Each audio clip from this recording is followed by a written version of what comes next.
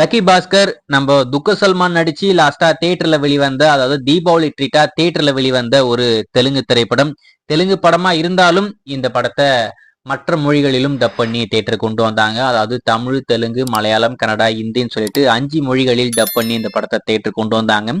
இந்த படம் வெளிவரப்ப எனக்கு இந்த படம் ரிலீஸ் ஆனப்ப எனக்கு இந்த படத்தை மேல பெரிய எதிர்பார்ப்பு இல்லை. ஏன் அப்படின்னு கேட்டீங்கன்னா, படத்தோடைய டைரக்டர் லாஸ்ட் படம் வாத்தி நம்ம தனுஷை வச்சு எடுத்தாப்புல. ஆனா அந்த படம் ரொம்பவே ஆவரேஜா இருக்கும்.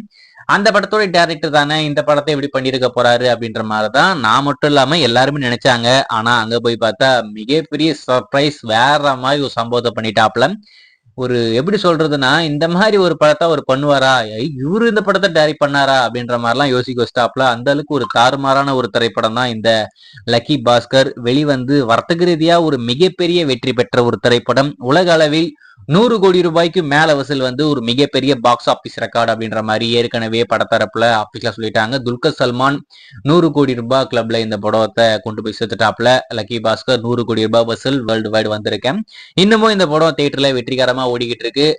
கண்டிப்பா லைஃப் டைம்ல ஒரு 110 கோடி வரும் அப்படின்ற மாதிரி நான் எதிர்பார்க்கிறேன். இந்த படத்தை பொறுத்த வரைக்கும் நவம்பர் 30ஆம் தேதி எக்ஸ்க்ளூசிவா நெட்ஃபிளிக்ஸ்ல ஸ்ட்ரீம் பண்றாங்க. தமிழ், தெலுங்கு, மலையாளம், கன்னடா, ஹிந்தின்னு சொல்லிட்டு 5 லாங்குவேஜ்ல வரப்போகுது.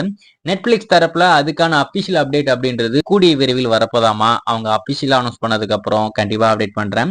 நீங்க இந்த லக்கி பாஸ்கர் படத்தை பார்த்திருந்தா உங்களுக்கு இந்த படம் எந்த அளவுக்கு பிடிச்சிருக்கு அப்படின்றத மறக்காம கமெண்ட்ல மென்ஷன் பண்ணுங்க. லக்கி பாஸ்கர்